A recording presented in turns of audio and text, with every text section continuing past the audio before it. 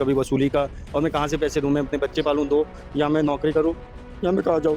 मैं तो हाथ जोड़ के ये विनती करता हूँ सर, मुझे इससे मुक्त किया जाए इस झूठे केसेस से। और मेरे पास ये प्रूफ़ है, जो जिस प्रोटेक्शन अधिकारी ने की बेस पे केस चल रहा है, उसने खुद ही आरटीआई के थ्रू मुझे बोला है कि हमारे पास कोई प्रूफ़ नहीं है, सिर्फ़ लड़की की गवाही प्रूफ़ है। तो साहब, लड़की की गवाही अगर इतनी बड़ी हो गई तो फिर तो घर-घर की हालत ख़राब है। आपने भी अपनी बात रखी हो। बिल्कुल साहब रखती है, लेकिन कौन सुनता है जुडिशरी में? आज अगर सुनते तो अतुल भाई थोड़ी ना जाते।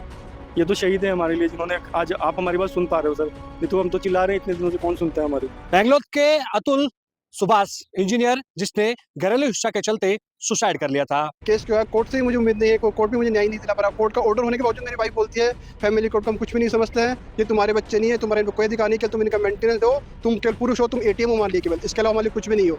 और मैंने भरपूर कोशिश की जज साहब को भी बोलने की और सबको बोलने की, अभी मुझसे मेंटेनेंस लिया जा रहा है। 1 साल पहले मेरी जॉब भी चली गई क्योंकि बहुत ज़्यादा डिप्रेशन में चला गया, मेरा 1.5 साल से डिप्रेशन का इलाज चल रहा है, मानसिक संतुलन खराब हो गया था मेरा। लेकिन जज साहब बोलते हैं इससे कोई फर्क नहीं पड़ता, आपको अपनी बीवी बच्चों को मेंटेनेंस देना पड़ेगा।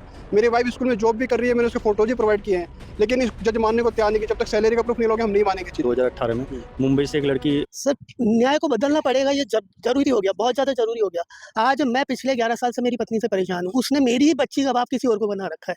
मैं उससे मिलने जाता हूँ, तो आदर्श नगर थाने में जाकर के अप्रोच लगा करके वो वहाँ पे मेरे को 4 बार 151 में बंद करवा चुके हैं। अगर आपकी पत्नी के द्वारा भी 498A का आरोप लगाया गया है, तो ये वीडियो आपके लिए काफ़ी महत्वपूर्ण साबित हो सकता है।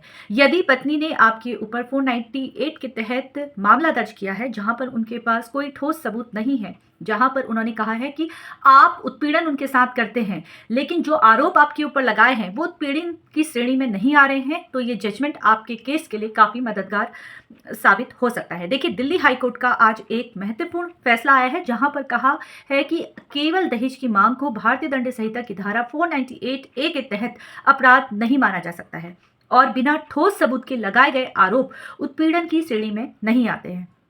कोर्ट ने पति के दूर के रिश्तेदारों के खिलाफ एफआईआर खारिज कर दी है।